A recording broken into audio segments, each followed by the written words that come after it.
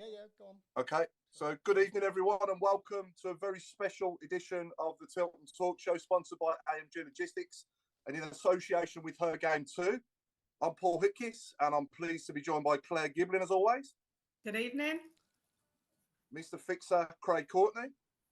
Good evening, everyone. Mark Meredith from the US. Evening all. The Chairman, Alan Watton. Good evening.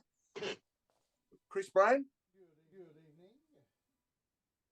He's busy trying to fix his sound. One job. Chris Brown, who's got his headphones off and not listening. There you go. And I'm pleased to say, and absolutely delighted to say, we're joined tonight by a Blues icon, the one and only, and it's the first time for this show as well to have a current player on the show. Number 10, Mr. Lukas Jutkiewicz. How are you doing? Good, mate. You all right? Yeah, very well, thank you. Good. Appreciate you taking time out to do this, mate. It's much appreciated. So we're going to sort of go over a couple of games, obviously, that we've recently played over the last week or so. So we've obviously had Fulham under-21s at home and beat them 7-1 last Tuesday. And then we had Sutton United away on Sunday, where we made a great sub, who made a massive difference, that wore the number 10 shirt and came on and nearly scored as well. So Claire, over to you. Start us off with the your lowdown on the under-21s and Sutton United. I think we played really well against Fulham. I think everyone was shocked that we actually started the first 11, really. The normal League 11. We were expecting lots of changes. I think to start off with, I thought Fulham played quite well. Their under-21 side, the number 47 stood out. I thought his goal was brilliant. Fair play to them. But I just think we wore them down.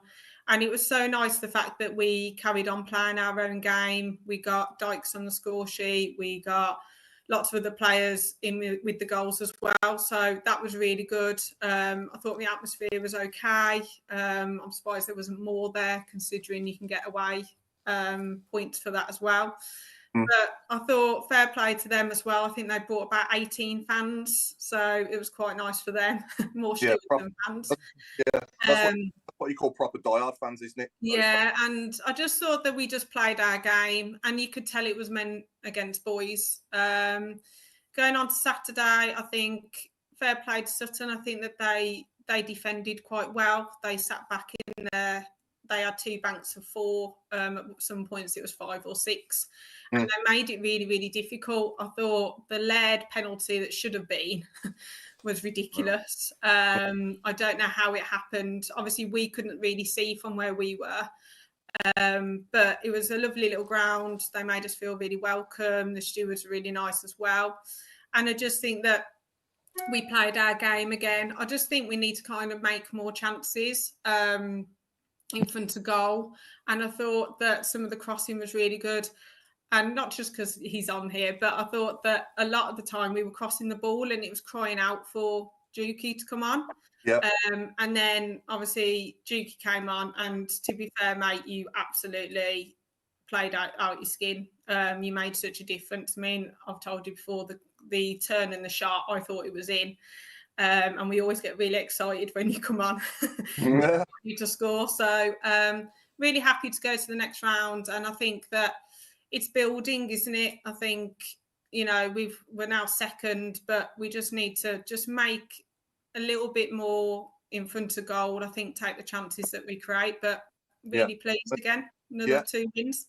And Jukey, I'll come on to you next, mate. I guess whoever we're going out against, whether it's Fulham under-21s, whether it's Sutton United, we have to show them respect, don't we? Because it's no game's easy, is it really? Whoever you're playing. Yeah, no game of football's easy at all. And I think it's about also replicating who do we want to be on the football pitch? What do we want to look like? What do we want the product to look like for the fans? And it's making sure that we can replicate that week in, week out, regardless of the opposition. So different kinds of tests when you're playing against a young Fulham side, and there's always the potential for complacency to seep into players, particularly when you go 3, 4, 5. And I think what was so pleasing to see was the energy, the intensity, the will to keep pushing forward, even though we did have such an advantage. And it shows great professionalism within the group as well, to demand even when the results sort of beyond question. And then a challenge against Sutton, where again, like you touched on, they made it very, very difficult for us. They put so many bodies behind the ball, didn't allow for much space. The pitch, obviously at that level, it's not quite the standard that you're used to in terms of the way we want to move the ball quickly to open up the opposition. It's very much more difficult on that type of pitch, which slows it up a little bit and it allows their shape to get across and fill those gaps. So that was a really professional performance from a different point of view as well. So a lot of things to be positive about, I think. Yeah. I'll come on to everyone else in a sec. But while it's in my head, in all my time as a Blues fan, I've had a season ticket since 1995, since I was 16. So that's 30 years getting on. You're the best player I've ever seen at taking headed goals in my time, in that time. And I don't want to say that just because you're there. I've said it on here before. But just a tip to anyone out there, that might be trying to make it in the game, that is good in the air. Is it so important to head the ball down, do you think, or you're going to know, but is it important to head the ball down when you're aiming for goal, or just head towards goal, or what do you recommend to anyone out there trying to make it as a player that's a similar kind of up to yourself? Yeah, I think a lot of it's timing. If you can arrive fast onto the ball, then it becomes a lot easier to generate power than if you're standing in there already. So you see a lot of these great, even midfielders, that they make those late runs into the box and it looks like they're just glancing the ball, but it flies off their head because they've got that momentum of the timing. Even on Sunday, I tried to head the ball down, but obviously, unfortunately, headed it into their defender's head. But in general, you're looking to head the ball down. It's more difficult for goalies to get their hands down than when they're around their face. But a lot of it, I think, comes down to just the will to want to go and attack the ball as well. Yeah, absolutely. I'm pleased to say we're now joined by Mr. Lovable Robe as well, Mark Adams. Hello, everybody. You all right, Jukey? Hello, everyone. Oh, sorry, I'm late. I've just got back from Sutton. Do you have to put 50p in the meter or something in your server or in your electric? Yeah. Country Jukey, they don't really have electricity there, It's his prison cell, though. I mean, it's looking actually rather bright, so we must have put an extra 50 pence in today. You was there Sunday, weren't you, Mark? Yeah, I was. Yeah, it was just catching on the tail end of what Claire said. I think we dominated. To be fair, I don't think we were really sort of in trouble. It looked like we completely dominated. I know they had a couple of sort of half chances, but it's the old cliche, isn't it? We did what we had to do. We never looked in danger. I didn't at any minute think we were going out the cup. To be honest, second half, I don't know what Jukey thought, but I thought they'd throw the kitchen sink at us the last 20 minutes, but it never really happened. We still controlled it. They almost seemed content to want to lose 1-0. But I've got to say, what a good laugh it was. It's like going back to the old days a little bit with the old terrace and stand where you like, and the blokes with the trolleys full of meat running up and down the sideline. It was like it was great. It was so funny. And just the sheer banter. I mean, Jukey, did you hear any of it? Did it make you smile when you're sort of warming up and stuff? So I thought, it was a really. It's funny in those sorts of atmospheres. It sometimes could feel like a pre-season friendly because you can hear the individual shouts and the individual bits of banter as well. The general song and noise from the crowd, so you could hear all of the shouts there. And I think even you touched on it with the meat sort of going around. That there was burger vans on the side of the stand, and the lads that even as we were walking out on the pitch touched on that. It was a real sort of felt like just genuine football match. Taking away all the airs, and it just brought a little bit of a grittiness to it that was quite enjoyable. And then going back to the 7-1 as well quickly. How enjoyable was it to see us score 7? I mean, regardless of the opposition, to see the net bulge sort of 7 times, it's always enjoyable no matter who you're playing. And you're near me, Robe, as well for both games. I mean, how enjoyable. And I was near you as well. You can prove that I didn't smell. But no, two really enjoyable games in different circumstances. Yeah. And anything you want to add, mate, on the 2 games that hasn't already been said? No, I think, we'll come on to what it was like up at St Andrews shortly as well. But I think the difference was the fact that the Fulham guys give it a go, to be honest, in that first half. And then that was an absolute wonder strike for their goal. It was absolutely superb, and fair play for him. But the second half was just totally a different time. as soon as you got into the lead again, it was like, you know, and this isn't going to give up. And it could have been more. You know, they absolutely. I was loving the fact that there's a never say die attitude, and it's also I'm not giving up. So even when it's 5 and 6, the team are going hell for leather because I want to score another one, and I absolutely love that from the attitude perspective. And on Sunday, the one thing I give Sutton was they set the stall out very early. They didn't want to concede early in the game, and they did make it very hard. I totally echo what Claire said. I mean, how that wasn't given as a penalty. It doesn't matter how many times you watch it. It's unreal. But they fought well, and another great finish by Williamson. You know, he's just got that knack at the moment of being in the right place at the right time, and it's absolutely superb. And that record continues as well. Every time he scores, we go on to win. Mm-hmm. Yeah, he's a very good player, isn't he? I mean, he's got so much ability. You know, he's so good with the ball at his feet as well. And congratulations to him as well for being nominated for Player of the Month as well, hasn't he, for October? So, but yeah, Jukey, is he good to train with, and you know, etc. You can see a lot of ability there yourself, I guess. Yeah, absolutely. I mean, you guys can see the ability, the technical touch, the vision. He comes up with some outrageous passes, doesn't he, for the strikers in behind their defence. He's always looking to penetrate with that, and just a really cool customer as well. Never seems to panic. Never seems to be too much for him. So no, I think it's excellent signing so far. Obviously, it's early days, but no, he's been I think a joy for everyone to watch, really. Absolutely, and he's one of many as well. One of many excellent signings. What a window we had! It was brilliant, wasn't it? But yeah, Alan, I'll come on to you next, mate. Give us your thoughts on the Fulham under 21s and Sutton United. Anything that we haven't already said? Well, the Fulham game was just like you wished they'd play every week. I know the opposition was, but the opposition came. It's different. Sutton were trying to not to make themselves look stupid, to be honest. Whereas Fulham, they're making their ways in their career. That they wanted to do something. They wanted to play and show the people that they work for that they can play. And unfortunately, that made for an open game, which obviously didn't suit them. I have to say that Sunday, and everything everybody else has said about it, I agree with. But as an event, and I think this was something to do with the TV people, as an event, it was very disappointing because you certainly didn't got you on the edge of your seat because you kept sitting there. Well, this lot never going to score against us, and it's going to be how many we score, and we only scored one.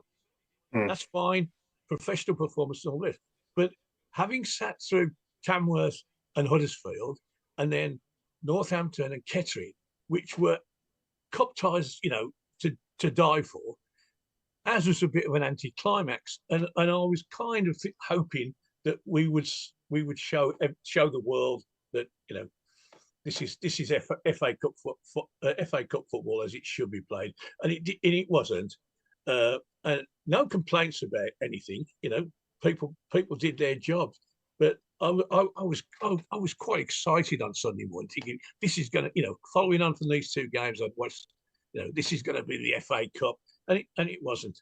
And what made it even more disappointing, where do we get drawn? As far north as you can loving get against Blackpool. Thank you very much. You know, so it's. I please God that we get through to the third round and get something decent. Yeah, absolutely. But it was a complete arm wrestle, wasn't it, on Sunday? That's how I saw it. It was they were back. Absolutely right. Yeah, and they didn't do anything other than defend. And even as you said about the last 20 minutes, you know, we're only a goal down. Let's give it a go. They didn't. No. We were still in control of the ball for the last 20 minutes, and even when the whistle went. Yeah. We were still on the attack. They don't not been seen in our end. No shots on goal, no saves by our keeper. Well, you know, that ain't what cup football's about, is it really? No, not at all. And Mark Meredith, how are you, mate? And obviously they left the grass a bit longer as well, didn't they, on Sunday to try and stop us playing? Yeah. Sure, you know, it's the, like, as you say, it's the magic of the FA Cup. I think they're going to try everything they can to, you know, to take us off. And same as what Jukey said earlier. And you know, they're two really difficult games. You could, because you know, for players, coaches, I know myself being involved in some games, not at professional level, but at least at youth level, where you expected to go and win and expected to go and show everybody what you're about. It can become hard. And sometimes you can take your foot off the gas a little bit. So I was pleased that, you know, in both games, especially the Fulham one, obviously we were far more superior than the young kids, even though they had some talent. And we showed that, and we didn't take the foot off the gas at all with the 7 goals. I think everyone was happy about that, apart from Chris, probably, right? But and then obviously Sunday, I thought it was just a professional job. I was actually worried going into Sunday's game. After watching Tamworth and Huddersfield, I thought, you know, this is a banana skin, you know, on the TV, ready to watch. And I thought that the team came out, and again, they showed their quality throughout the 90 minutes. And even though it was only 1-0, as everybody said on the show so far, didn't ever feel like we were going to lose the game. So take both of those games, and I think, I don't think we even spoke about the Mansfield game because we wasn't on the show last week, did we? So again, we got, I think, a 1-1 draw away there, didn't we? That we haven't mentioned about, which is, again, you know, we got another point. We move forward. It's an away point. It's a hard place to go to. So I'm excited for Saturday in Northampton there. Yeah, no, absolutely. Now, as a father of a daughter, obviously, that's a season ticket holder now, you know, I'm going to hand over to you now, Claire, to talk about her game too. I mentioned at the start that this show is in association with her game too as well. And yeah, I think it's a fantastic thing. And Claire, over to you. Just give us the lowdown on her games too. Yeah, so I've been part of her game too for the last 2 or 3 years. There is a group of us who are for Birmingham City. We're one of the biggest groups within the country. So that we go to home and away games, we take part, we have different games for her game too. We've had the Southampton game before, we had last season, we had games for it as well. So we are, we're an unpaid voluntary campaign led by females who are trying to create a safe and welcoming environment for everybody, regardless of their background, their ability or their gender. And it's making sure that everybody's got the opportunity to participate in sport and have access to sport as well. So we're really proud because we have Jukey as our player advocate this season. We've met a couple of times at her going to events as well.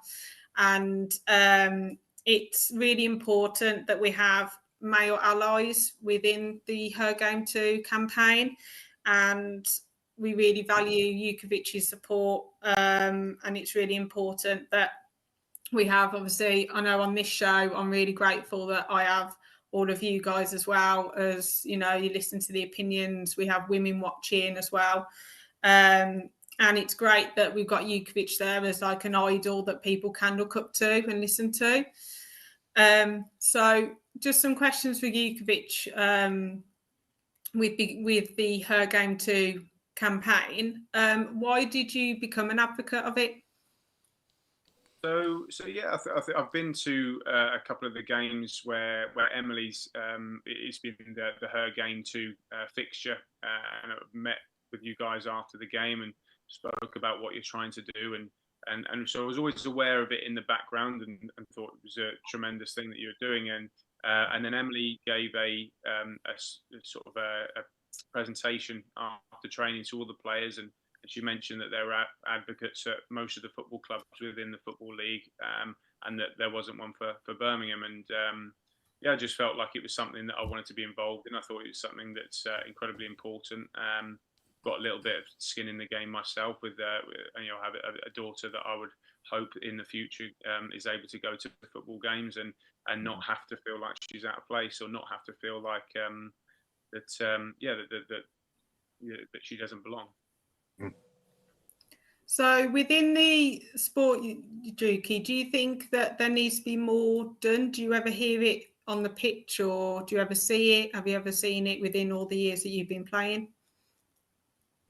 So I think when you're on the pitch, it is very difficult to you're fully locked in and focused on what's going on the pitch. So I don't tend to know or hear myself, but I'm well aware of some of the things that are said and done at football matches. And obviously, I think it's just so important that we raise awareness amongst people that it's not acceptable, and that there are actually avenues that can be going down to report these things, and it's not just up to women, it's up to all of us, it's up to men to be allies and to make sure that we actually stand up and say, no, it's not acceptable. We've got this tremendous product of football that we all want to enjoy, and I just think it should be available for all of us to come and feel welcome and feel like you're part of that community.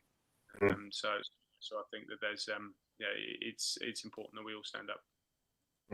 I think one big positive to back that up as well is the way the women's game has grown over the last few years. You know, it's a lot bigger now, isn't it, than what it was, say, 10 years ago, even. You know. Yeah, absolutely. Oh, sorry, I'll let you go. Go on. No, I was just saying it has been amazing, the growth of the game and the opportunities that women have to play football and to develop their game as well, and hopefully that continues and grows even further. I think it was a big moment when England won the Euros. It was something that I remember watching the game out of the back of the bullring. And to have that on a big screen out in the public, I just don't. When I was growing up, I don't think you would have ever got that at a women's tournament, and so there's been growth, and it just goes to show that the will to watch that is there, and it's just growing the product and making sure that there are more eyes on it. Yeah, 100%. Yeah, I think that the growth is really important. I mean, over 50 years ago, the women's game was banned. We couldn't play football, and I think I read today that for the next game at Wembley, we've sold over 70,000 tickets. So I think it does make a difference, and I know that Craig, especially for the Blues ladies as well, you get really involved in that as well. Yeah, and I think it is. There's this now family atmosphere when you go down, especially to the ladies' games, and there is this sense of belonging, being there, and we've seen Emily there, we've seen Helena there as well, and for those that were there at the weekend, it's an experience. We didn't get the result we wanted on Sunday, however, that rapport, etc., that was built on the day was phenomenal. We had over 1,700 people there. Disappointingly, around 400 that left after the men's game. That's my only disappointment and takeaway from the day. But the one thing is, it's all there. It's there on the day. I take Liv down. She goes to every single ladies game. We had Hope and we had Amy joining us at the Solihull OSC meeting, and on that day, Hope set a challenge, and the challenge was she wanted to see more of the families and the guys that were in the room actually attending the game. And on Sunday, they did that. So we had people for the first time going down and thoroughly enjoying it. Yes, they're going to go back. Others, they might not go back all the time, but they'll do the odd few games.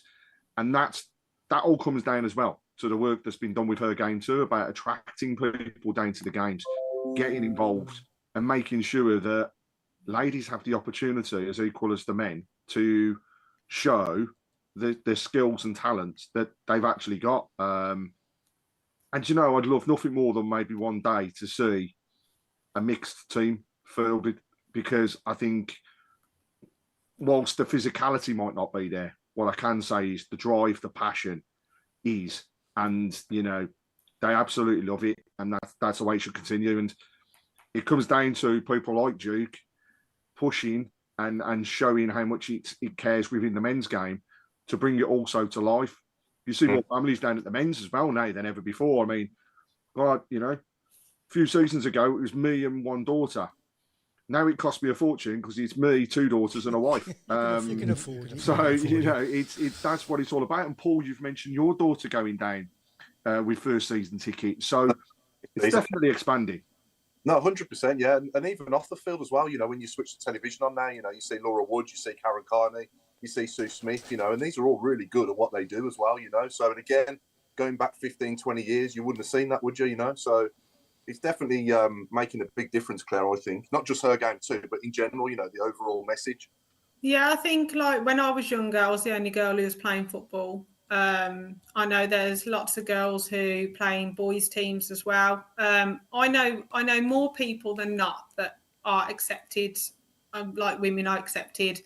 I mean, Craig accepts me next to him most games. I can't get away from it. There's no choice. Telling him what to do and telling the boys what to do. But I think that it's just the minority, and it's unfortunate that sometimes the minority spoil it for the majority. I've seen a lot more female fans go into games. I think that it's becoming more of a culture for women to go to football matches. Do we still get the comments? Of course we do. But like I think Nigel Mann just put, it's great to see female officials in the game as well. And I think there's more and more, especially in the women's game, I think there's more female officials than men. So it's nice to see all the different ideas. I mean, Emily's just put a charity game idea, get the women and the men to play together. I think that would be brilliant. Yeah. And that's a nice big way to the shout box, Claire. So have we got any questions coming in for Jukey? I guess we've got hundreds, haven't we, Chris? Paul, can I just say something about the ladies' game on Sunday? Yeah, go on. Once I managed to sort out a way of watching it, because Blues TV were not good. I watched that game, and it was at club level, that was the best women's game I've seen. Both sides was at it. I mean, it was really, there was proper tackling. It was end to end. Blues played really well. He hit the post 3 or 4 times, and I sat there and I thought, obviously disappointed in the result, but it was a really good game of football. And I think, and that's in a fortnight since I've seen them. I mean, I'm not saying they haven't played well before, but this was special. This was a real, and I don't like to say, obviously it was like men playing, because it wasn't. But you know, it was nearer to men than I've ever seen women play. If you put it, if you know what I mean. And I really enjoyed it, and I could see lot more people there than normal, and I just hope they appreciated what they'd seen. It was a pity we didn't get. If we'd have won the game and played like that, you know, you'd have probably doubled the gate the following week. But it was so good, and I just really enjoyed it.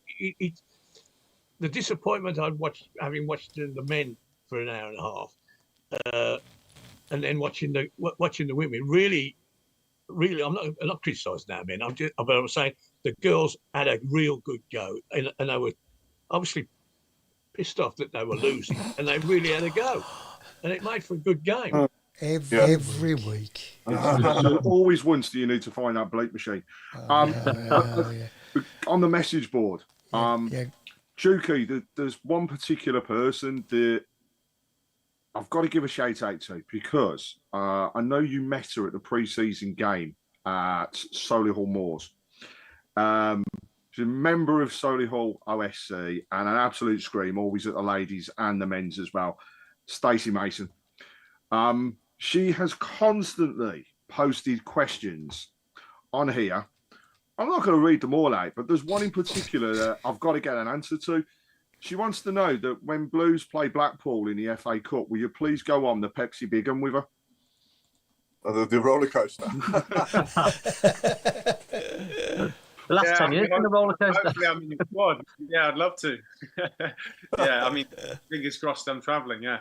Indeed. And I mean, some of the other things that are coming in terms of it, obviously a lot of love for yourself, Duke, in terms of the various goals that have kept us in competitions, games, leagues, etc. across the years.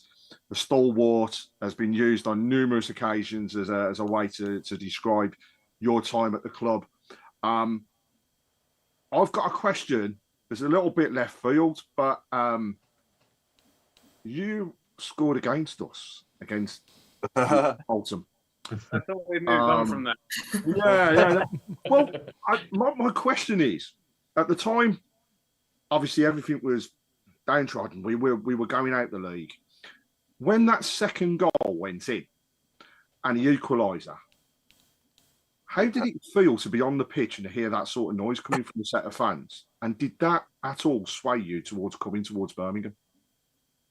Do you know, it wasn't. It was initially when the equaliser went in, but it was also long after the final whistle went. I mean, we were in the change rooms afterwards. You could just hear the noise from outside and the jubilation, and it was it was incredible. And I distinctly remember speaking with the Bolton players after the game, said, fair play, that the numbers that they brought, they deserved that day, and they really did. And I still get a little bit of stick from some of the staff that were there on that day that still work at the club. Some of the medical team, the physios and the masseurs, and they still hammer me for it. But I tried to remind them that if I hadn't have scored that goal, they wouldn't have had that moment. So that, you're welcome.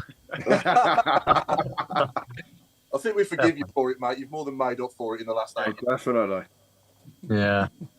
Gotta say, Jukey, what was if you could go back in time and relive one Blues goal that you scored for us, what's been your absolute favourite? If you had to boil it down to one. Well, that is tough. I think I'd have to probably, and it'll probably change most days, but I think I'd go with my home debut, just because it's kind of set the wheels in motion, really. Sheffield Wednesday at home, 93rd minute winner.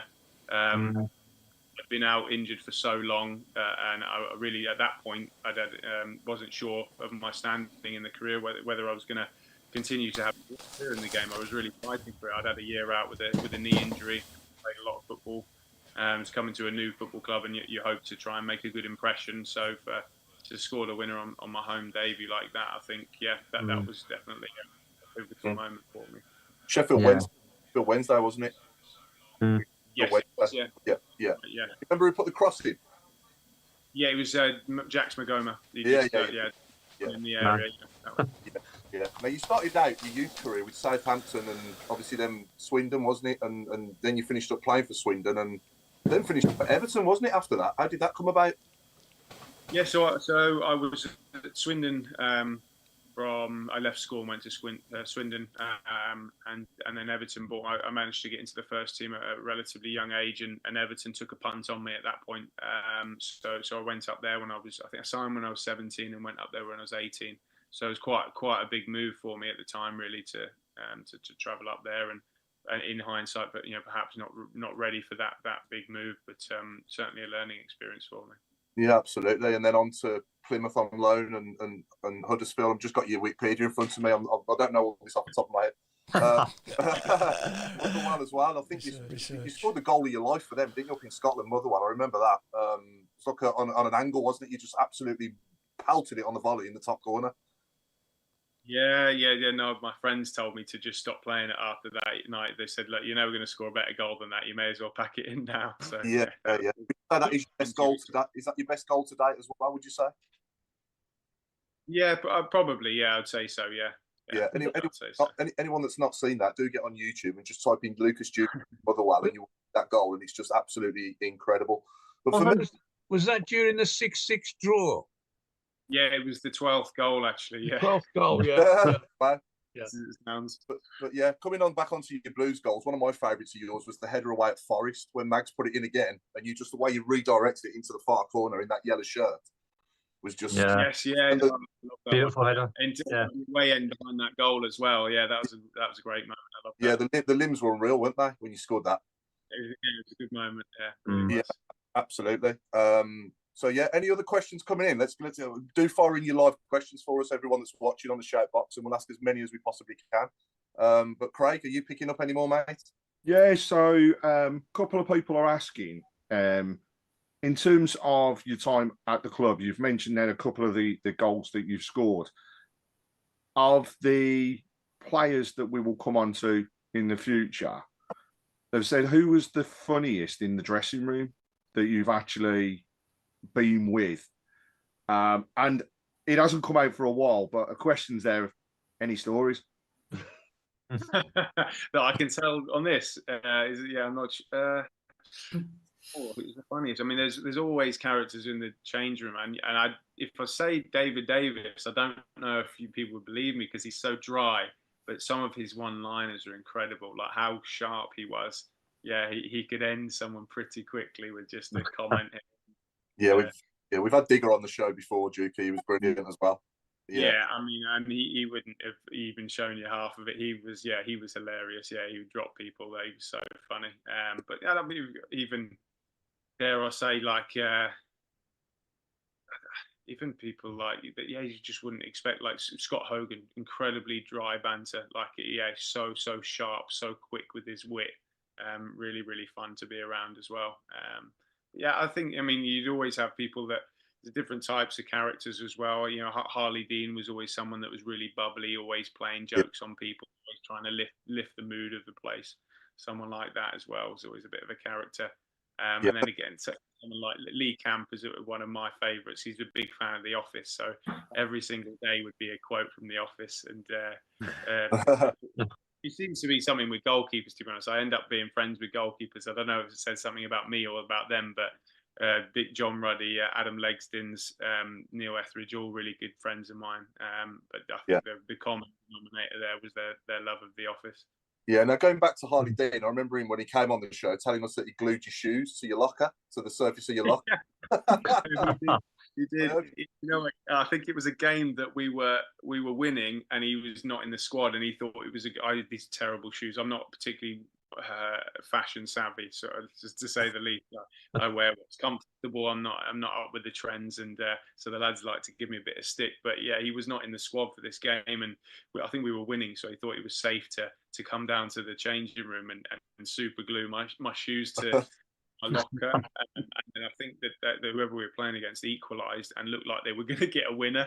So I think he was trying to get back into the change room to get them off, just in case we lost the game. But it turned out that Chris Shute, the kit man, had to try and like almost saw them off. But he bought me a new pair of shoes, so I'll take it. Did you get any revenge though as well? I hope you did. No. Do you know what? It's a danger. Once you start doing that tit for tat, it's such a dangerous game because there's always someone that's willing to take it one step further. Yeah. There's a few that have probably taken it just a touch too far. Yeah, leaving things in cars that don't smell particularly great. Yeah. Any other questions, Craig? So there's one coming from Adam Wilkes actually, and he said, after signing for another year in the summer, did you feel that at times it was going to be tougher as things progressed? So I guess he means by like the extra signings, etc., that were coming into the club. But also, when you were having those discussions, the new owners, how did they? I guess what persuaded you to stay from the new owners? You know, is it like all the other players are saying, which is the future is really bright, and we want to take this forwards? And the final question that's come is, what do you think of Mr. Brady? What was it like to meet him when he first came? Okay, I'll take them in order, shall I? Yeah, so initially the biggest surprise after the Norwich game, and that was, I'd say that other than my ACL injury, the toughest moment of my career. Something that I've tried to fight against for so long, being here and given everything to try and keep us up. So for us to not make it on the last day was heartbreaking. So to then come out after the game and see the chairman walking round and being disappointed, but also strangely upbeat and explaining how, look, this is just a bump in the road, that there is nothing stopping us going. There's not going to be a pullback in investment. They're really pushing the club forward, and it was just a case of this is maybe a step back to then go forward. So having heard that from him, and the positivity from that side of things, that the future was bright, and I think that filtered through to the fans. And whilst we'd been in the Championship for a few years, I think that the previous ownerships there wasn't that element of hope there, because it was just a case of firefighting. There was no long-term plan and vision for this football club, whereas the investment that the chairman, that the night head have brought in, it provides that hope for fans, and players are the same. They want hope for their club, and that was the biggest thing. And I wanted to be a part of and bringing it back really. So it was relatively simple to make that decision once I knew that they were fully committed in their investment in the club. And now the match day experience at St Andrews is so much better than it was before. You know, the screens they put up and the improvements at St Andrews, it's just absolutely phenomenal. There's a DJ everywhere you turn, there's music going. And for us fans, you know, the match day experience is so much better. But is it the same for players as well, Jukey, than what it was before as well, would you say? That's right. It's so it's not only investment in the playing squad; it's an investment in all departments of the football club. I think it had been left to its own devices for so long that they've come in and they've decided that, look, we're going to push every single department. We're going to invest in every area of the football club to make sure that it's the club that we all want and the fans deserve really. So yeah, you can see it on a match day, and it's not just that; it's behind the scenes on every day in the training ground. So it's really pleasing for us to see that's going to continue as well. So yeah, that was a big part of it for me. Yeah. And have you thought about sort of, you know, life after football when you finish playing? Are you sort of planning on getting your coaching badges or anything like that?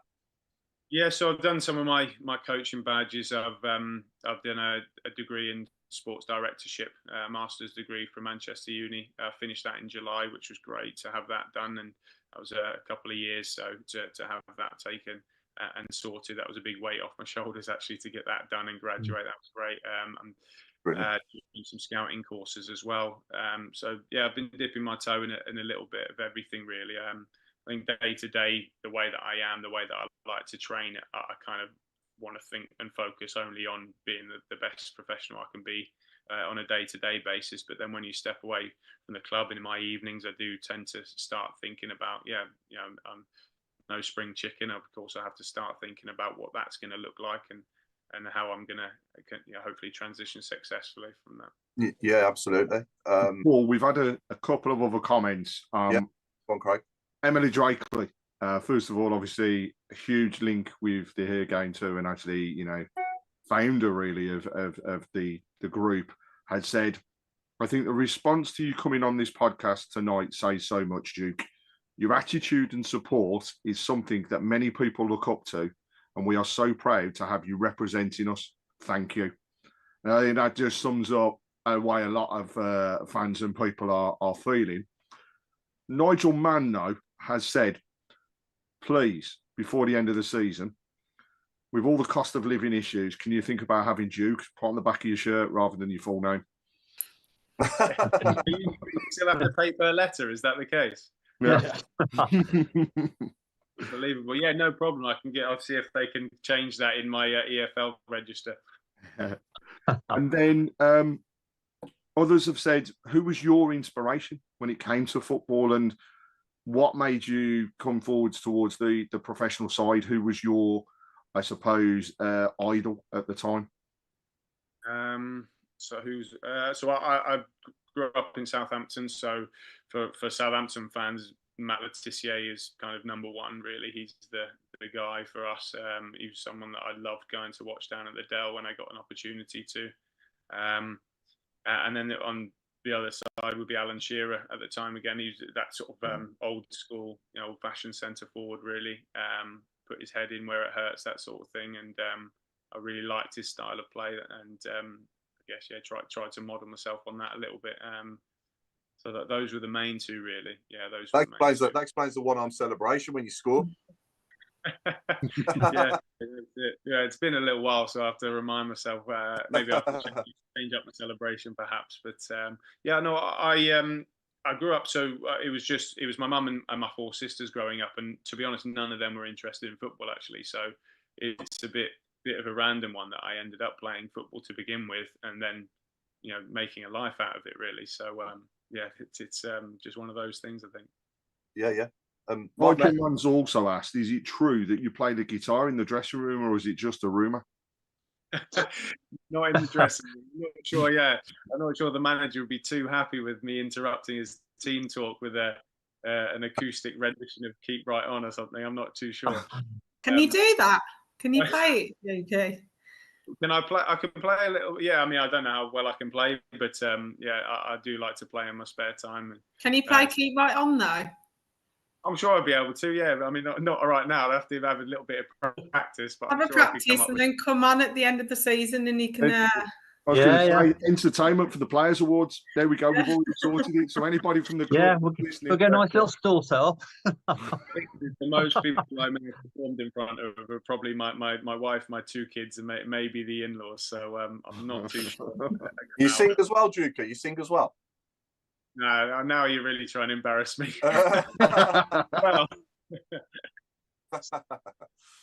Mark Meredith, obviously, I know you got any questions for Jukey? Obviously, being a coach yourself, mate. No, I've got a job for him if he wants one of them, but I might need one soon. Yeah, over in the States, you're welcome to come over. I suppose just for me, I work with youth players all the time, and there's probably kids that hopefully watch this show as well. So I suppose just going through the youth system,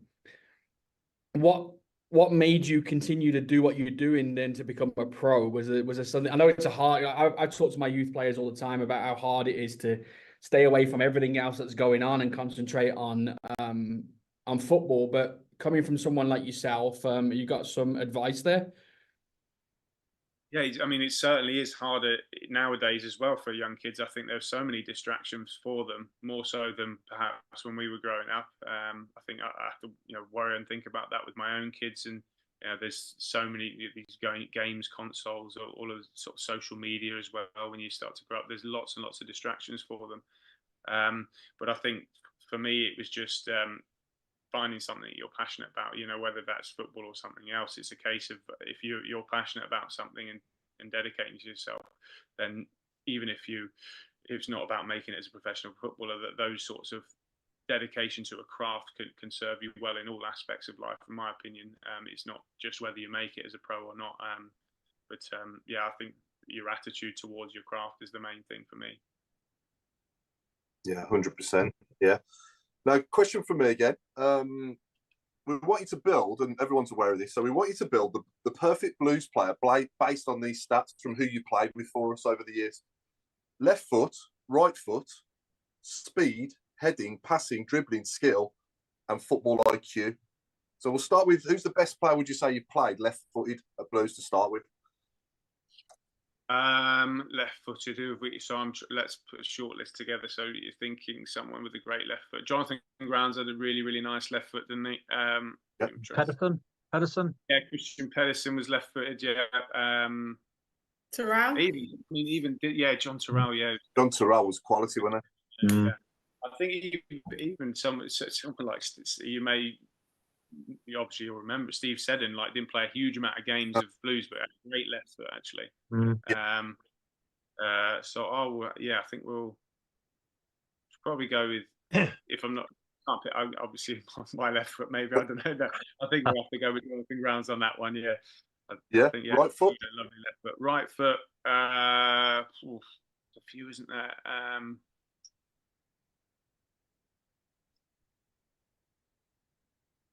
Pakey's got a good right foot. Someone who's good at free kicks. Shay Adams.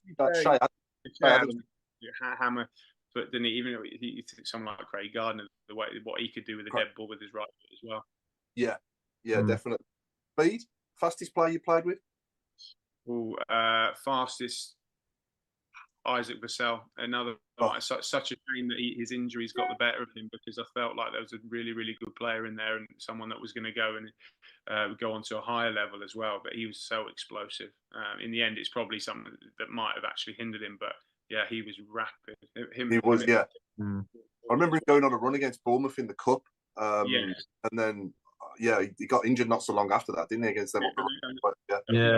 On this game on a Friday night, we beat them 1-0 in Cottrell's first game in charge, and he just absolutely smoked their defence. They could not live with him. He's just too fast for them. So we go with Isaac Vassell with the pace. Yeah. I think he would have give Adama Traore a run for his money, wouldn't he? Yeah. He was similar build, just really, really powerful. Yeah, he was literally that quick. Yeah, and obviously excluding yourself, I know you're the best at this, but heading. so heading, we'll go with. Should we go with my old pal Michael Morrison? I think. Oh yeah. You got a few good ones. Got a few good ones at the far stick, didn't he? Yeah, that's it. Yeah. Go Michael Morrison. Passing. Passing would be someone like Paik again. Paik's obviously he's been in the team since I've not necessarily played with him a huge amount, but he's such a crisp passer of the ball. So he's a great pass. Rarely gives it away.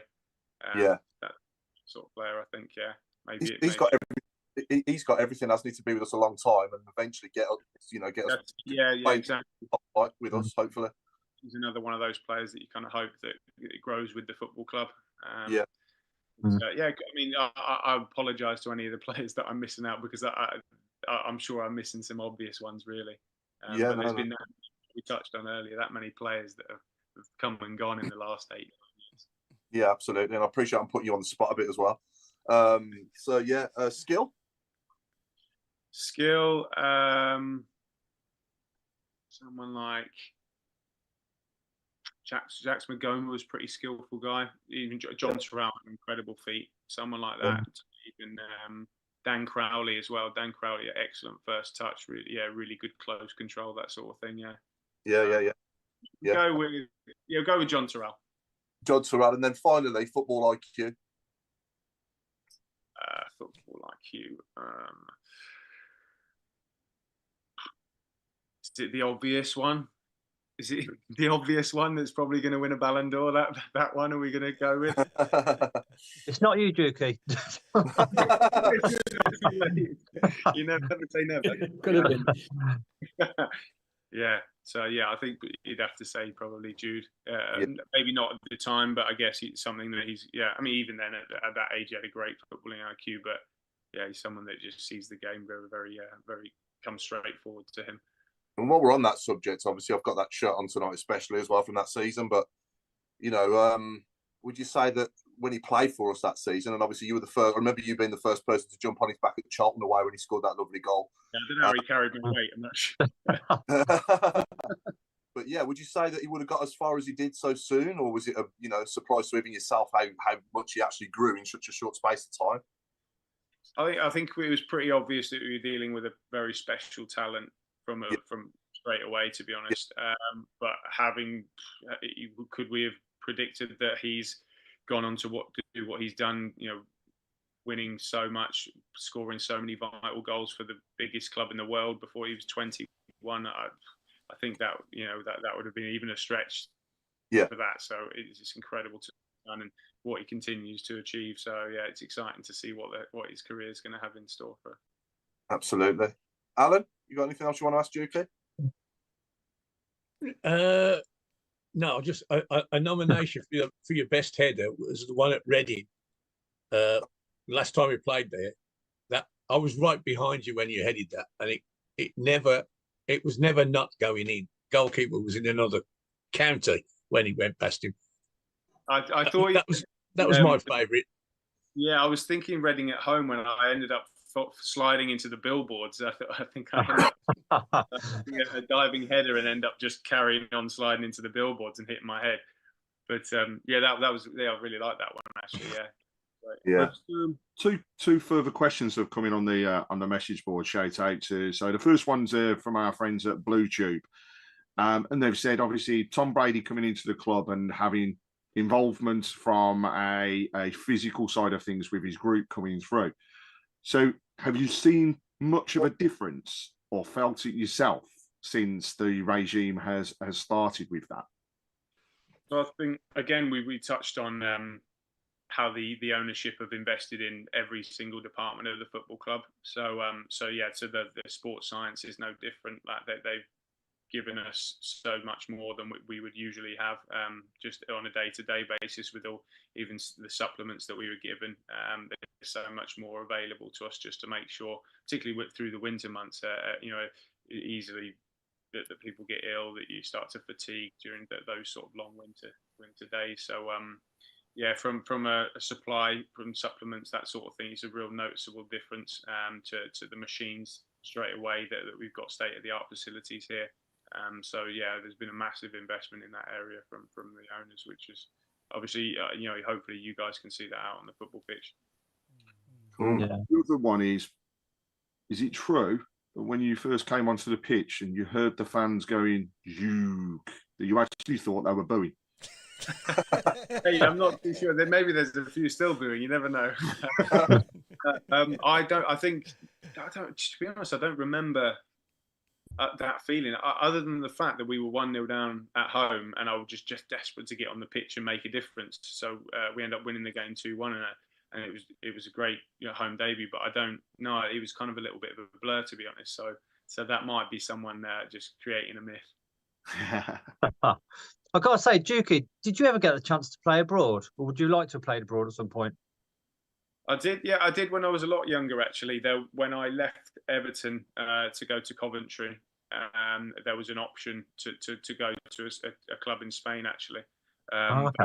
Just at that young age, I was so keen to make sure that I made a career for myself. I think I was a little bit worried that if I were to go at that young age and it not work out, then I might not have a career to come back to. So I wanted to kind of earn a reputation in the English leagues to begin with, and then ever since it's not been. Yeah, there's always fleeting things that happen, but I mean, yeah, particularly with my family situation now, we're incredibly. Yeah. I suppose you could say Coventry's abroad anyway, couldn't you, Rob? Yeah. Well, I mean, it's a lot different from home. I shouldn't say it too loud, my missus is downstairs. But quick question for Jukey. What is it like to play at a full St Andrews and to play against a sold out and away end? Because normally we do sell out. Yeah, I mean, our away support's incredible, isn't it? Like the way that we travel in numbers, it's there's not too many clubs around the country that travel the way that we do. So that is superb. I mean, there's some ones that we talked about, the Bolton away that I played for Bolton, but also I remember a game really, really vividly was when Gary Monk had just come in, a Tuesday night game away at Bolton, and we completely filled their away. Yeah, maybe I was there. Yeah, and it was like nearly 5,000, and we went down to the away end afterwards and enjoyed the celebration together, and it was pretty special. So to be honest, so that the away support's always been phenomenal. And another thought that's just popped into my head was the Ashton Gate one on the last day when Shea scored the goal to keep us up, and my wife was in the stands actually then 8.5 months pregnant with our first kid, so she was watching the game and I was worried 1-0 with 8 minutes added on time and they're sending their goalie up. I worried that she was going to go into labour. There's some great moments there, but we missed out a little bit with the COVID lockdown with the fans. Then after that, the stands needing to be repaired and things like that. So it took a little while for us to get back to a full St Andrews, and I felt for a few players that came and went, and in their whole time at the football club, they never got to experience a full St Andrews, and so it's so nice to, even if I'm not playing at the moment, be at the stadium and kind of get that feel for the atmosphere again, because there's no place like it. Yeah, just a couple of questions off YouTube as well. So Mirza King's asking, who was your favourite? I guess he means at Blues. So who's your favourite manager that you've played for at Blues? I know you've got 11 to choose from, so it might take a bit of thinking. Is it 11? Yeah, I can't remember. Is it that the number? No, 11, is it? Yeah. 11 managers since 2010 you've played. Wow. You've got to be the record holder for that, mate, in like the club's whole history. I don't think there's one player that's played for more managers for Birmingham City than you. You question whether that's across the whole of the football league. Is that a record that you won? Go on, sorry. Sorry, Jukey, go on, mate. So he's the manager. I think obviously a great deal of that goes to Gary Rowett, the person that signed me. I think I had just come off a very serious knee injury and was looking to rebuild my career, really. So for him to show the faith in me to say that he wanted to sign me, and I think we were going really well that season, and I think that would be something that I kind of would have loved to have known how that would have played out had he stayed the first time around. The makings of a really tough squad that just needed a few little bits added to it. But yeah, so I really enjoyed my time under him. And obviously, when he came back at the end of last season, unfortunately, was that coincided with myself not being available until the very last few games. So he was one. I think he was an incredible man manager as well. Really knew how to get the best out of people. And Gary Monk was someone that as well that I would say really galvanised the club when it was at a really low point. I think we were staring relegation in the face when he came in, and had we gone down that season, it would have been very serious for the club, because we were then going into a transfer embargo and a 9-point penalty deduction potentially in League One at that point. So for him to turn the club around in that short space, keep us up, and then to do such a good job that the following season with a 9-point deduction, a transfer embargo, I think sometimes is maybe overlooked. I think he did an incredible job.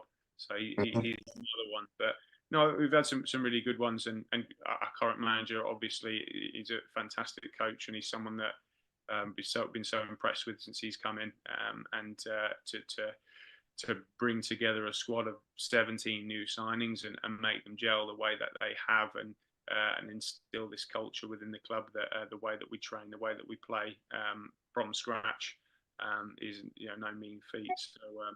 So I've been impressed with him also. Yeah, brilliant. And Paul Bennett's asking, who's the toughest defender you've ever played against? Toughest, I think you probably go John Terry. Is probably an easy one, I think, to say. It was the when he was at Chelsea. So yeah, I think it was himself, Ivanovic at right back, and oh my goodness, I think we've got a little invader. We've got a guest here. Hello. Hello. So this is Amelie, and she's not happy that it's bedtime, are you? No. Oh, No. Say good night to everyone. Oh dear. shy. So yeah, so I was just talking these guys through some of my my previous managers. So yeah, are you gonna go and have a cuddle with mummy? Sorry guys, I'm not. Yeah. No, that's like not a problem at all. So, yeah, I have you that guys. effect on people. Yeah, Hello. Another one. Another one. Okay, so where were we? Yeah, I was just asking a few questions off YouTube. Who is your football bestie? He's asked by BlueTube as well. Who was my? Who is your football bestie? So who's your best friend in football? So, well, that's always a tough one, isn't it? You're going to leave out. I mean, I'd say so. What? Yeah, and Michael Morrison and Adam Legston's those guys from my first stint when I first signed. So we've got myself and Michael have got kids of similar age, so that they all spend time together and hang out, and so it's quite a nice family dynamic. We did have Max Collin with us as well, but obviously he went off to France with his family and left us. But so we're due to take a trip out there to catch up with those guys. So we had a really nice friendship group with those guys, with the kids as well. Yeah, brilliant. Now we've what we sorry, was someone going to say something then? So I tell you what, if can I have a 5-minute interlude just to? Yeah, absolutely, yeah. Then I'll talk amongst yourselves and I'll come back. You can go back there, see you in a minute. See you soon. Good night. Good night. No, night. See you later. Can you hear me, guys? Have I got a bit of an echo? No. Bit quiet. Hang on. I'll tell you. How's that? And is it echoey? Was it just me? No, fine. I just have to say, gentlemen and ladies, I'm thrilled that we managed to get the 6-6 draw at Motherwell in. I'm chuffed to death. I've just got to say that when Jukey comes back, I have had a message from Harley Dean of something that I've got to read out. Oh dear. Go for it, Craig. But yeah, we just got it'll be good. Coming up shortly, we'll have the Who, like we always do when we get a player on, and we'll also have Jukey's 1 to 11 as well, from obviously 2016 up to now. Just want to say as well, Sunday and the game at St Andrews at Knightshead Park, having the two games together and the double header, I think works really well. But the other thing was, huge thanks to everybody at the club and to the groups that were involved with not only arranging that on the day, but also the Diwali celebrations, the involvement across the whole of that event just shows truly how diverse our fan group is. You know, everybody was involved. We had the dancers outside, then the dancers on the pitch as the teams came out, led out by the drummers, which was absolutely brilliant. And the whole day was just really nice to be there and be around. So thank you to everybody that was involved. It's Blues for All. That's the OSC Punjabi Blues team. Anybody that was involved, thanks for it. And you know, we look forward to doing a few more of those in the future. I noticed that the Shrewsbury away game is a 12:30 kickoff, so I assume it's on TV. Yeah. Any thoughts that I don't know whether it's a Saturday or Sunday, but any thoughts that you could do that again and shift the late, if it's a home game, obviously, shift the ladies' game like we did last time. On a Saturday, though, Alan, that's the difference, and you have to give them notice.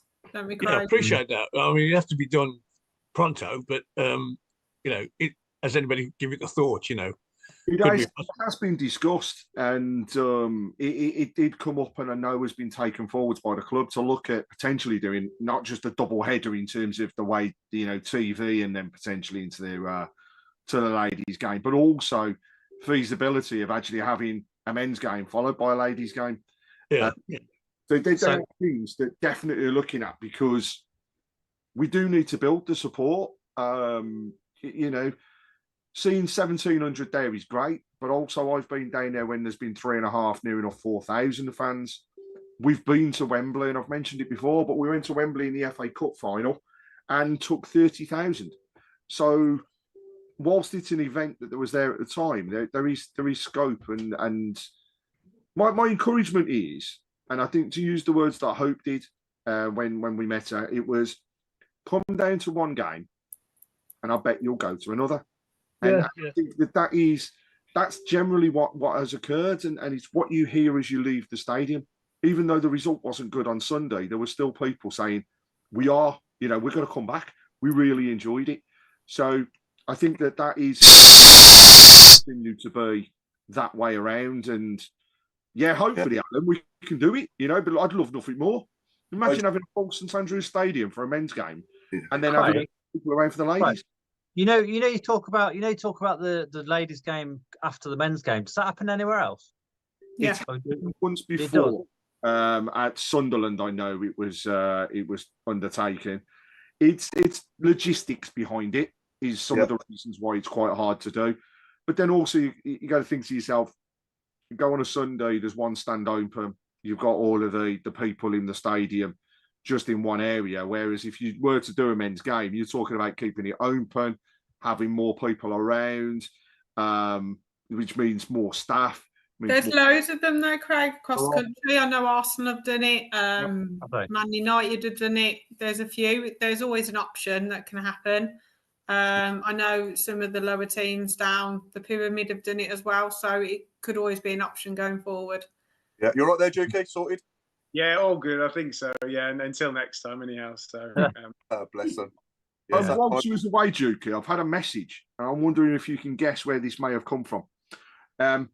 I've just got to repeat some words. The words are Borough away, Cliftonville. I don't know why you're looking at me for. Yeah, is Harley Dean listening in? Is that... yeah, that was an incredible quote. Yeah. So, I think so. Initially, Michael Cliftonville there, who, by the way, what a guy! Like the best teammate anyone could ask for. I think Blues fans obviously love him. Like wore his heart on his sleeve, like proper Blues player. And I think we lost. Did we lose 1-0 or 2? It might have been 2-0 away at Middlesbrough. And I think after the game, obviously tensions are pretty high, and I think that the manager at the time, so Cliftonville had just passed one straight out of play, And he's just looked at the manager for the reaction because he knew that he'd messed up. It was a terrible pass. He just zinged it out of play. And I think the quote was, I don't know what you're looking at me for. I can't help you. It's one of those things that stuck with us. And every time someone would pass it out of play in training or something like that, he would just turn around and say, I don't know what you're looking at me for. I can't help you. Oh, brilliant. Now, what we do now is basically we've recorded someone talking that you played with, and we want to see if you can tell us who it is. So we do something called Who. So obviously, when we make a sub at St Andrews and all the fans go, Who? So it's just part of the show. Whenever we get a special guest on, we see if we can try and get them to tell us who it is talking. So, Chris, are you ready there on the buttons? Ready. I'm immensely proud for the boys to get where we got to and to push a good Swansea side all the way to the last minute as we did. He knows it straight away. Oh, straight away. Yeah, Lee Camp. Too easy. I knew you was going to get it easily after what you'd said, to be honest. And then we'll come on to your 1 to 11, mate. So we've asked you to pick a team, but obviously based around all the players you've played with for us since 2016 up to now. And I guess this wasn't easy. And if you'd start us off with the formation and then far away with your team, mate. Yeah, so I've got it written down. I've actually gone. What have I gone for? I've gone for a 4-2-3-1. Because you said I wasn't allowed to play, right? Yeah, yeah. It definitely would, though. Obviously, if any of us picked it. Yeah.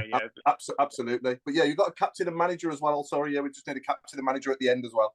Right, brilliant. Okay, so yeah, so goalie was pretty tough anyway because, like I said before, I tend to end up being really pally with the goalkeepers. Even I don't know what it is about them. I just enjoy being around them. So so I think I went for the goalie. Went for John Ruddy. What a career he's had. Played for England, like incredible leader, organizer. Such a dominating presence, particularly in his first year under Eustace. I think he was player of the year. I think. I don't know if he got it. Did he get player of the year under Eustace? I think so. Before last year. Yeah. So certainly been such a commanding presence as well, and just an all-round top bloke as well. So I think he's a good start in goal, but. I think it's a tough one because there's going to be so many like Campy and Adam Legstons. They're going to hammer me for this as well. It's be beeping now, isn't it? Yeah, and Campy likes to remind me about my goal at Bristol City being all about his assist as well. So we have to give him an honourable mention. So I've gone for Max Collin at right back, fairly straightforward. Mr. Consistent, barely missed a game. Knew what you're going to get from him. Real high quality player.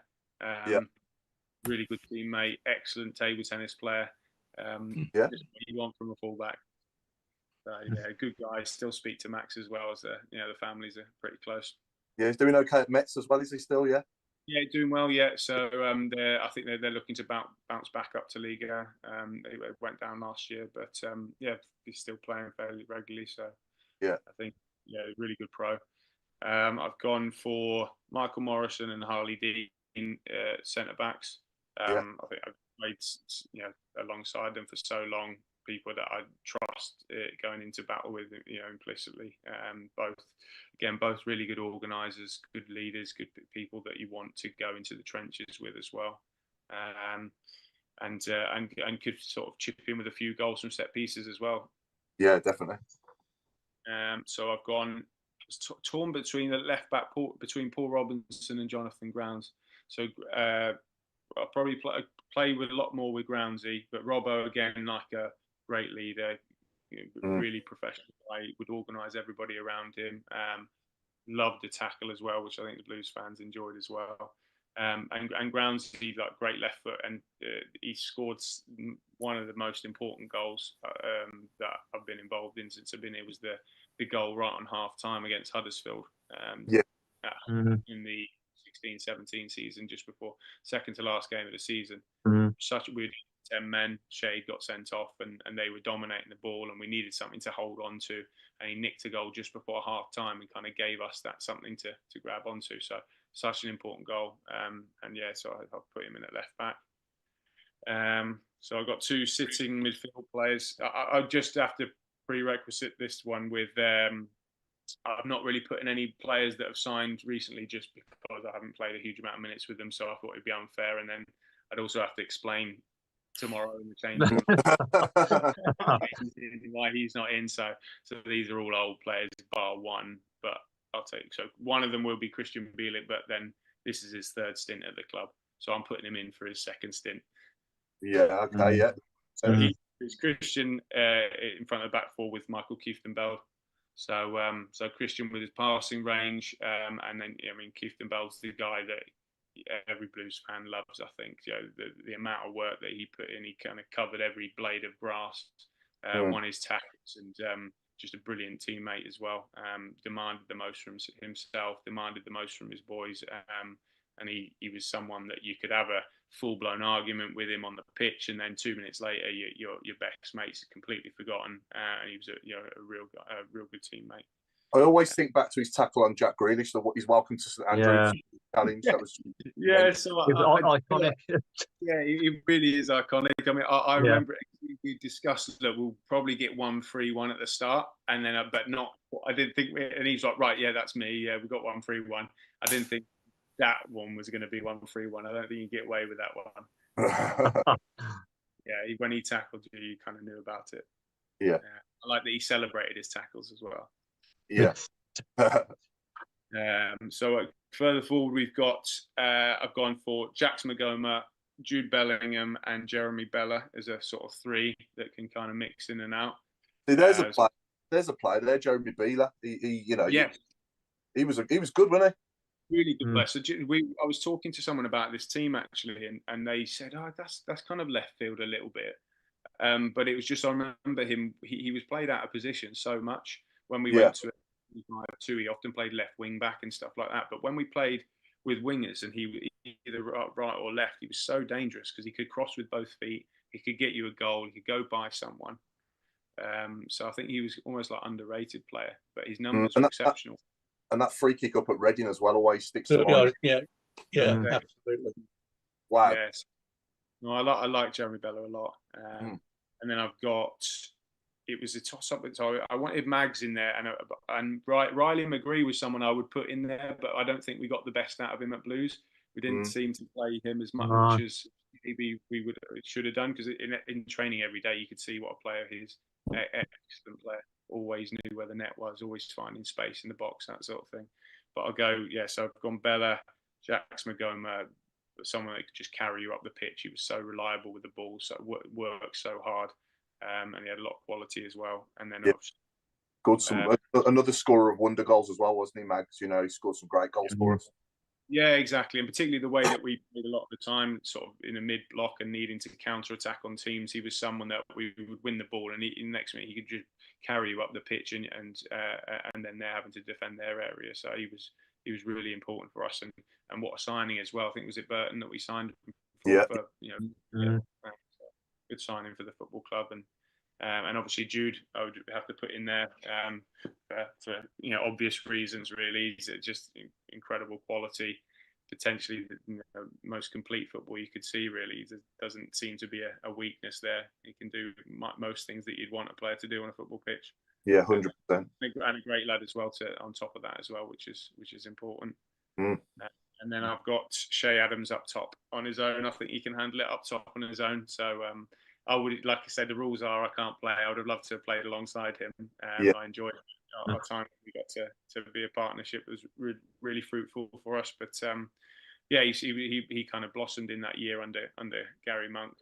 Once he got his confidence and started to realise just how powerful he could be in this league. He would start bullying defenders. He would run in past people. He could shoot off both feet with barely a backlift. He definitely would have done it. Wouldn't have done it without you, mate. That's for sure. Well, he seems to be doing okay without me since, but I appreciate that. He's doing all right in Surrey now. Yeah. We had a good partnership and a really good understanding. We got on so well off the pitch as well, and I think we both just enjoyed playing with each other. Kind of complemented each other quite nicely. So he would be up top for me. Then I've gone for a bit of a coward's pick, where I would have my co-managers, the two Garys, I think. Yeah, a joint manager team. Yeah, if that's allowed, if that's within the rules, then I think because it's you, we'll allow it. I appreciate that. Yeah, and I think Morrow's my skipper. He was my captain when I came to the football club. I think he's an excellent captain. He's been worn the armband at most clubs that he's played at. He's a natural leader. So yeah. I'm going to hand over to Claire now for quick fire questions. Claire, you got them ready? So for about a minute. Yeah, I was going to just leave it to the shout box, but 1 second, let me find. We'll have time to go back to it. I have just one question that's coming on the shout box. I think it's a great one here. Jukey, we mentioned at the beginning, your forte has been scoring with your head. If there was one player that you could have to cross a ball that you've either played with or would love to have played with, who would it be? Do you know what? It's just the first name that popped into my head is just because he is Lee Bowyer. So when Lee was the manager, so many times we'd be doing a training session and he would just end up being out on the side of the pitch just whipping balls in, and his delivery was incredible. It was spot on the money every single time. So yeah, Lee Bowyer was the first name that came into my head there. Yeah, he was a great player in his day, wasn't he? Very good. Yeah, Claire? So who was the loudest in the dressing room at the Blues? Again, we had so many players. I think probably that's David Davis. Yeah, David Davis had a fair amount. Nice. Yeah. What do you normally eat before a game? I usually like to go poached eggs, salmon, avocado on toast, and maybe a bit of porridge and a banana, something like that. Keep it quite light. What's the best thing about playing for Birmingham City? That's tough. I think for me, I love the fact that I play for a club that seems to share the same values that I have. I think that I value working harder and being a good teammate and being fully committed every day. And I think that that's something that, particularly at this football club, I think as long as you do that, then people are okay with you. So that's something that I feel like helps me be affiliated with the club. What song do you listen to before a game? Do you know what? Or music? It's been many years since I've been allowed on the DJ set before one of the younger lads takes over the iPod. I think I'm showing my age by saying iPod, actually, to be honest. So there'll be a playlist on there of some music I've never heard of, to be honest. But trying to think of the. I tell you what, Lee Bowyer had a really, really good playlist. George Friend put it together when Lee Bowyer was the manager. Can't quite remember the names of it on it, but I stay far away from it. Who's the best player you've ever played against? I'd have to say on the night, actually, it was Cesc Fabregas. I was on the night when at the time I thought, wow, this is a different sport that he's playing to us. Everything was just so easy for him. We were all running around, panting, cramping, and it just looked like the most effortless thing in the world for him to play a game of football. So, at the time I remember, Cesc Fabregas. Nice. What's your biggest phobia? I'm a bit claustrophobic. So, we ended up away at Cardiff. One of the Radissons, we ended up in the lift where there was, I think it was maybe 14 people you can have in there. We'd got to 13, 14, a couple of big boys in there. And I decided not to take the stairs and squeezed in. And we ended up getting trapped in the lift for about 45 minutes and we were late. Oh, no. Rob Goff, the chef, ended up having to try and prise the doors out. He was in between two floors. He started off really funny, and then we rang and tried to get someone out, and they said it was going to be potentially 45 minutes, an hour, and you could see the condensation on the mirror behind it. Everyone's starting to get a little bit nervous, and I didn't enjoy that. And if the lift starts to get a bit tight, I just take the stairs, even if I'm on the top floor now. Yeah. If you weren't a footballer, what would you have been?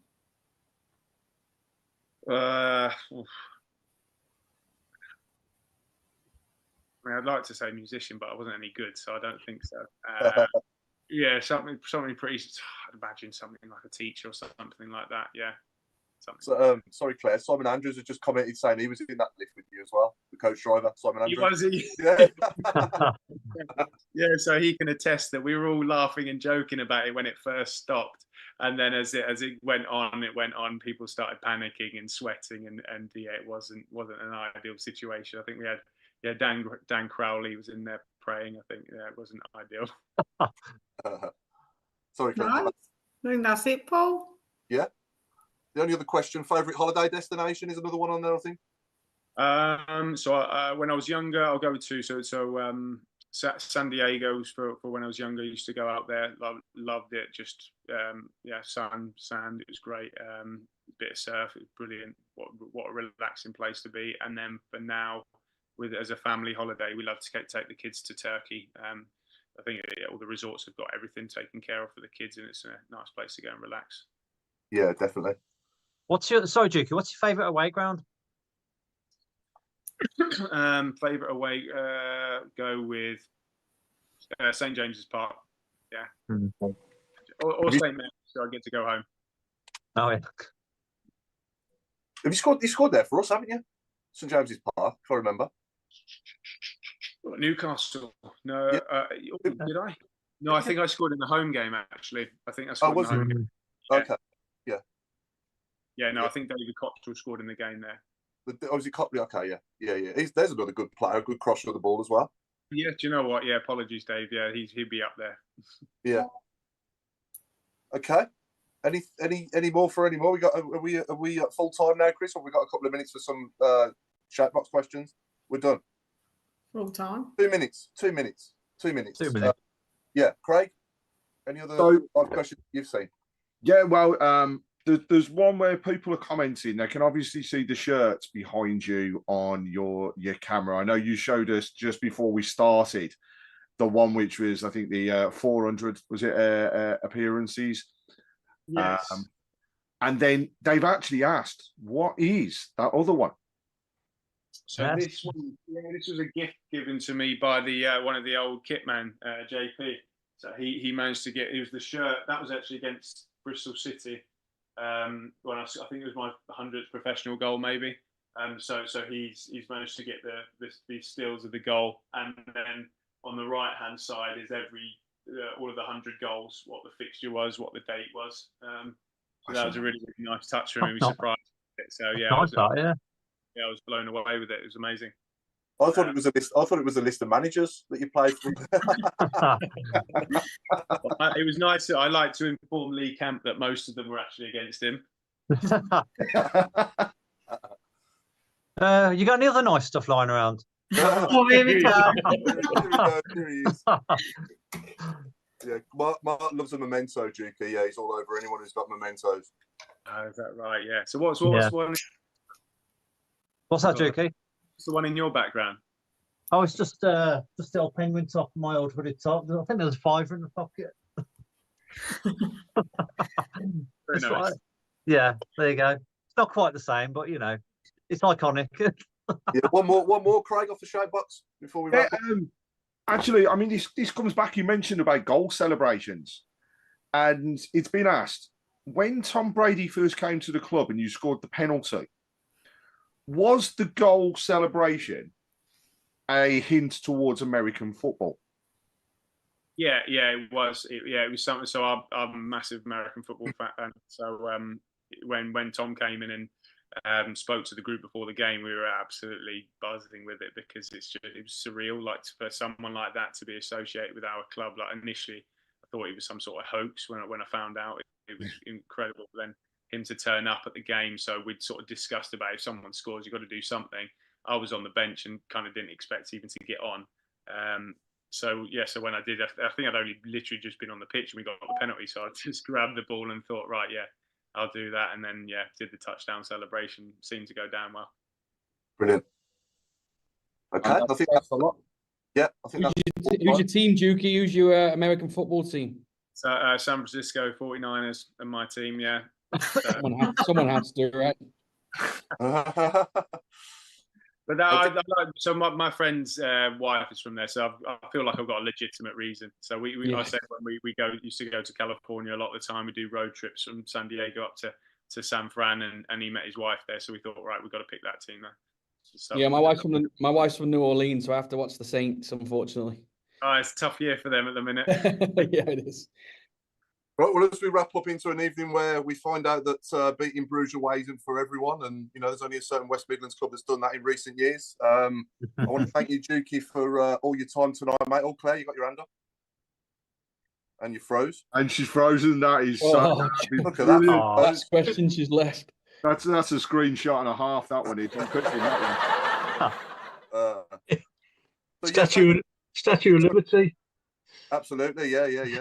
Jukey, mate, thank you very much for doing this. Thank you for your time, mate. It's been very much appreciated. No, thanks for having me. It's been a lot of fun. Thanks. No problem at all. So, yeah, it's good night from me, and it's good night from Craig Courtney. And it's a good night from me and Jukey again from me. Thank you very much indeed. One question has come in that when you score the next goal, please can we have the Harley Dean shoulder shrug? I'm back. Might have to play copyright images too. I want a tea celebration for Tilton Talk Show when you score the next one. Yeah. See what I can do for you guys. Yeah, nice one, mate. Yeah, Claire, sorry, what was you going to say? You put your hand up. Boom! Like, put the Villa on there, which was great. Oh, sorry. Yeah, that's what I meant. And then also it went off, and I was like, ah! Yeah, you look like the Statue of Liberty. You was like that. Anyway, yeah, so good night from me, good night from Craig Courtney. We've already done that. So, Craig Courtney, who are you saying good night to now? I'm going to say we'll go for a good night from Mark Meredith out in the States. Thanks, Craig. Thanks, Jukey. Good night from me, and it's a good night from Claire Giblin. It's a good night from me. Thank you, Jukey, for coming on for her game too. It's been a pleasure. And it's a good night from the main man, Chris Brown. He's saying goodbye. He's scared to go. And I think he said good night from Alan Watson. Yes, thanks, Jukey. It's been absolutely brilliant. Thank you so much. And a good night to everyone, including who's left? Oh, the road. Oh, that's me then. So it's good night for me. Jukey, thanks for just everything. It's been brilliant talking to you. Thanks for everything you've done over the years. It's been brilliant watching you every week. If you want to bring me some souvenirs on Saturday, more than welcome. So good night from me, and good night from is there anyone left? Jukey. Jukey, it's over to you, Jukey. With you, and look what happens. One job, Robe. You've got one job. It's the Jukey and Adams partnership again. Yeah. Well, it's a good night from me, and so keep right on. Legend, mate. Thank you. Thank you so much. Cheers, Jukey.